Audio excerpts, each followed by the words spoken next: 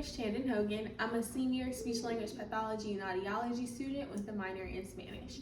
And today I will be doing my presentation on the Latino health research agenda for the 21st century.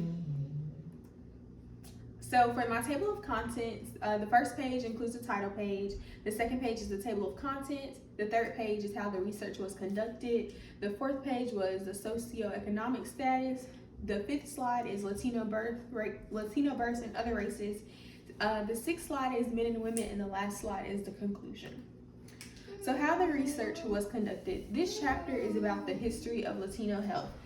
How the research was conducted on Latinos and what good came from it. So the Latino population was mostly made up of California around 1999, and they still currently do so today. Although the Latinos have made up for most of the problems, population research and studies that were conducted by researchers who mainly focused on the non-Hispanic white population. However, the non-Hispanic white population group quickly turned into a minority group. The socioeconomic status model is about how different races have been used to determine health policies and detect any patterns or changes within these different communities.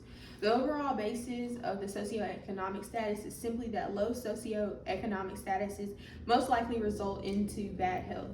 Minority health seems to be the same recurring issue within this chapter.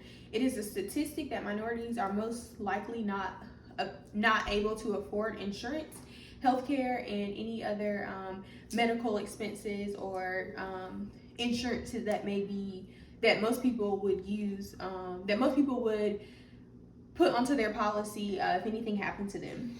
The policy was actually created in 2010 called Healthy People, and the goal of the policy was to diminish all of the problems within the low socioeconomic status. Latino births and other races. Low access to care and education were the main factors within the Latino community. The Latino births are part of the research within the Latino population in California. Although the Latino births are also playing effective roles in Arizona, Texas, and New Mexico, they are playing very effective roles in these three states. Latinos were not very accepting of other races' health patterns, therefore they suffered severely when they needed medical attention.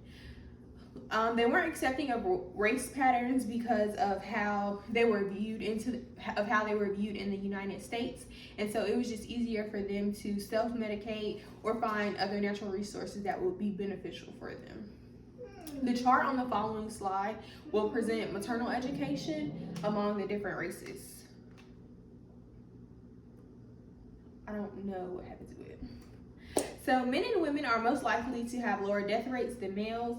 Male and female Latinos have lower mortality rates than non-Hispanic whites. The Latino male rate is 10 times higher for firearm-related mortalities than it is in Latina females. In conclusion, the main concern and outrage of underconducted Latino health studies is focused on the many and main diseases found within the Latino population. The main diseases that have been found within the Latino population are heart disease, diabetes, and HIV/AIDS. It is important to understand how the readers would feel, or how Latino readers would feel valued in the community when reading this book. The Latino health research will allow for the well-being of Latinos. It will give the Latinos more insight on medications that they could use and possibly allow them to gain trust with other individuals or with other medical professionals, I should say. The Latino health research will be a great way for anyone to understand and be able to learn and appreciate the culture of Latino health. Thank you.